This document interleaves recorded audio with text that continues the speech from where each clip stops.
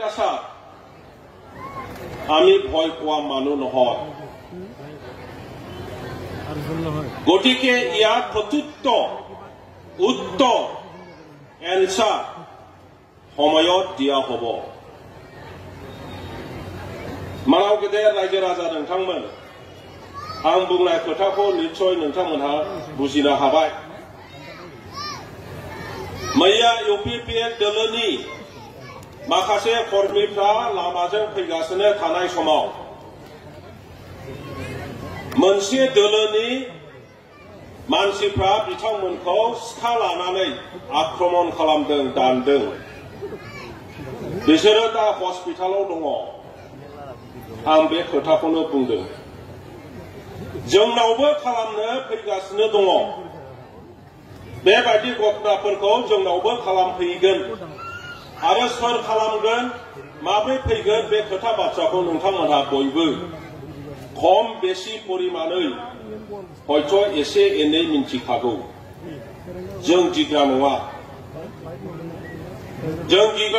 जोङो बे हाजो खर'आव रायजो जानाय बेवहाय जोनोम मोननानै बिनि दै बार बिफां लाइफां दाउमा दाउसाजों सम्पर्क गोनां जों साफा साफा व्यक्ति बबाहाय हाब्रु जायो बबाहाय हाखर जायो बहा दैबाना जायो बहा हाथाय जायो बहा मा जायो जों गासैबो मिन्थिजोबलायनांगौ बेनिखाय जोङो रावखौबो गिग्रा नङा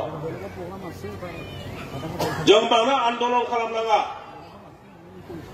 इसिबां जोंनि बिदा फंबाय मानसिफ्रा मानो थैनो गोनां जाया जोंनि ओनसोलाव जौगानायनि लामाखौ बन्द खालामनानै दोनदों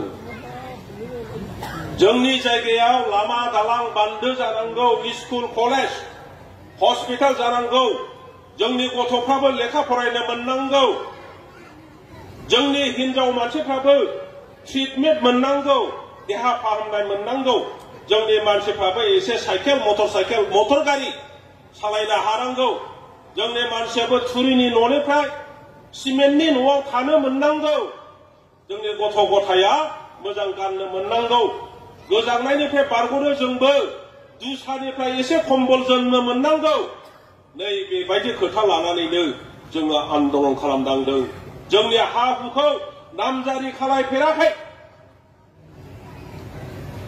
भारत स्वाधीन जानायनि उनावबो इसिबां बोसोर जोंनि हा हुखौ नामजारि खालामनानै होआखै जोंनि बे समग्र बर'फोरल' नङा बेवहाय थानाय नेपालि मानसि बाहाय थानाय राजबंशी सूत्रधर आदिबासी गासिबो जोङो हानि नामजारि मोनबोआखै अफिसाव थाब्लानो सैया खालायो जोंनि मानसिफोरखौ सिङाव हाबनो होआ गोलोमदै बोनामो बायदिसिना गाज्रि बुंनानै अफिसारफ्रा जोंनि मानसिफोरजों रायलायामोन दिनै फैयै आन्दोलननि दारैहाय जोङो जोंनि बेफोरबायदि ओनसोलनि जौगानायनि जि दरजा बन्द जानानै दंमोन बे दरजाखौ जोङो खुलिदों बिटिसि जानायनि उनावहाय बे ओनसोलखौ जौगानायनि लामाथिं लांनायनि बेलायाव जोंनि बे समग्र दैदेनगिरिफोरजों लोगोसे आंबो बाहागो लानो मोनदों डेपुटि चिफ जानानै बे जायगानिफ्रायनो आङो 15 बोसोर बिटिसिनि डेपुटि चिफ जादों लामा दोंसेबो गैयामोन लामा बानायनो आरम्भ खालामदों स्कुल मोजां गंसेबो गैलामोन स्कुलखौ लुफिननो सुरु खालामनाय जादों हस्पिटाल गैलामोन डाक्टार सासे नुफेरलामोन नार्स सासे नुफेरलामोन आरम्भ खालामफिननाय जादों कारेन्टनि अर आंनो जोंहोजेनदों हाग्रानि हा आंनो होजेनदों रायजोफोरनो हानि लेखा दिनै फैयै जोङो गासैबो दैदेनगिरि एमपि इएम जों ज' लोगो मोनलायबाय आरो जोङो साबसिननिफ्राय साबसिन मावलांगोन बे समाव गोबाङा बुंनो नागिरदों बिटिसिआव लायनो हानि अधिकार गैयानो सोरबाया मा खोथा बेयो আমি বিচাৰিছো বিটিসি নেতাসকলে সদায় বিচাৰিছে যে ইয়াত সব জাতি গোষ্ঠীৰ মানুহে সুৰক্ষিত হ'ব লাগিব সিকিউৰ হ'ব লাগিব আন্দোলনৰ জড়িত এই অঞ্চলত আমাৰ ল'ৰা ছোৱালী খেল ধেমালিৰ পৰা দূৰত থাকিব লগা হৈছিল, পঢ়া শুনাৰ পৰা দূৰত থাকিব লগা হৈছিল। বহুত ধৰণৰ ঘটনা, ভয়, আশংকা। বিটিচি গঠন হল, বিটিআৰ গঠন হল।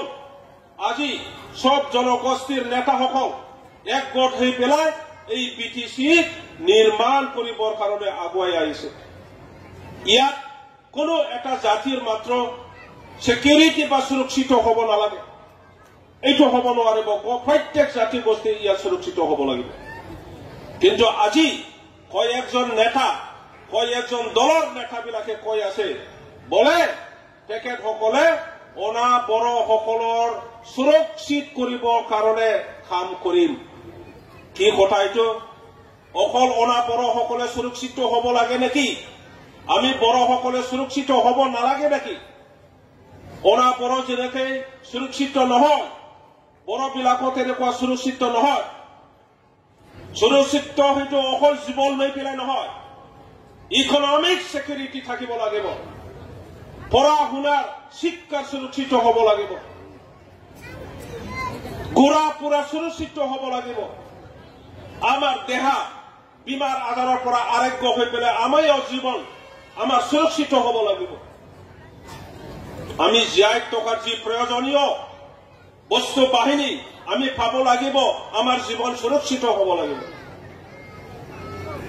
কিয় বড়ো আৰু অনাবড়ো, বড়ো আৰু অনাবড়ো ৰাজনীতি কৰি পেলাই আমাক ঠগাই গ'ল। 10 বছৰ MP হৈ গ'ল অনাবড়োৰ পৰা।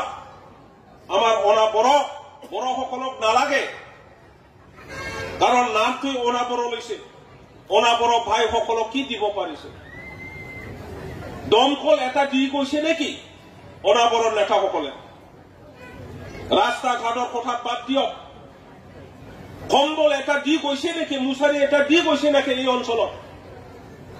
যিমান গাঁৱে গাঁৱে সুধো, কোনেও কোৱা নাই যে মই অনাবড়ো নেতাৰ পৰা, MPৰ পৰা, অমুকৰ পৰা এটা মুছাৰি পাইছো, এটা দমকল পাইছো।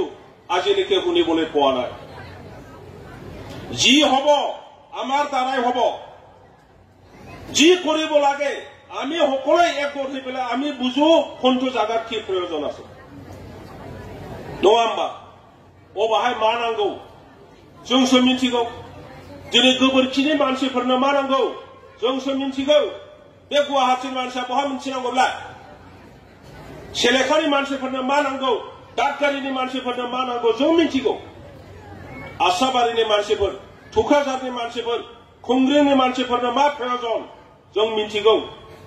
बेनिखायनो रायजो राजाफोर, गुबुना जेसेबांखि बुङा मानो, बेलेग नेताবিলাকে যি কয় কওক, যি কৰে কৰক, কিন্তু আমি এই চিৰাংদুৱাৰ বাকী হিচাপে, বিটিচি বাকী হিচাপে একগোট হৈ থাকিম, যেন আমাৰ কোনো ব্যক্তি, কোনো ৰাজনীতিৰ দলে হেৰ কৰিব নোৱাৰে।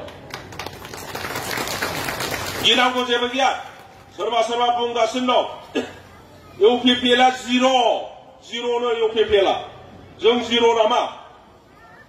खाम्फा बरगयारिया दिनै, चन्दन ब्रह्मआ दिनै, सानसुमा खुंगुर बसुमतारिया दिनै, नोंनि हेमेन्द्र बसुमतारि एमएलएआ दिनै, परमेश्वर ब्रह्म एमएलएआ दिनै हितेश बसुमतारि एमएलए, दिनै बे बिजनीनि एमएलए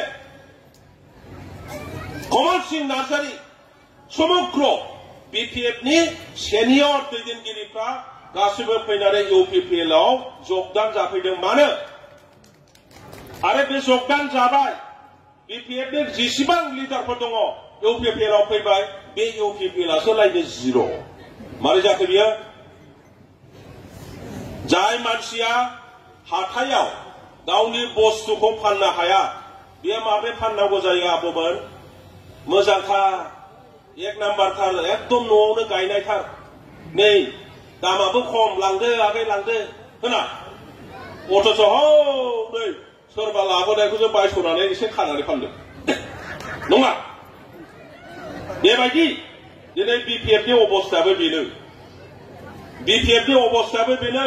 रावबो गैला, गैथारला, सिङाव एकदम गगल जोबसै, गेसाव जोबसै।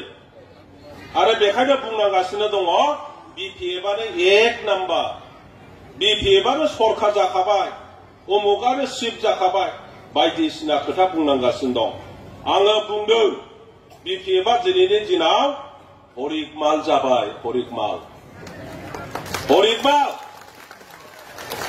आरो बेनो सैथ्य जागोन नोंथांमोनहा बे इलेक्शननि उनाव नुगोन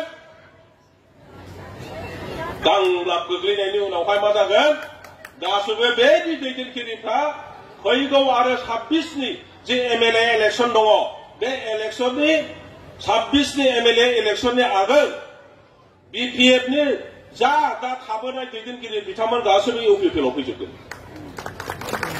दे ओंखायनो जोंनि गेजेराव नांलायनांगौ खमलायनांगौ गैया नेताया सोर जों उमुगब्लासो जागोन जों जेबो मोनाखिसै बोराबनाय खुद्रिनाय नै बेबायदि थायोब्ला दलाव आघात फैयो मास मोनथाम ल'थारसै मास मोनथाम आब' ओइ माबा अरुणोदय आं मोनाखै ओइ माबा अनसाय माबा स्किमनि नामफोरखौ आंनाव गोसोआव थायाखै दाबो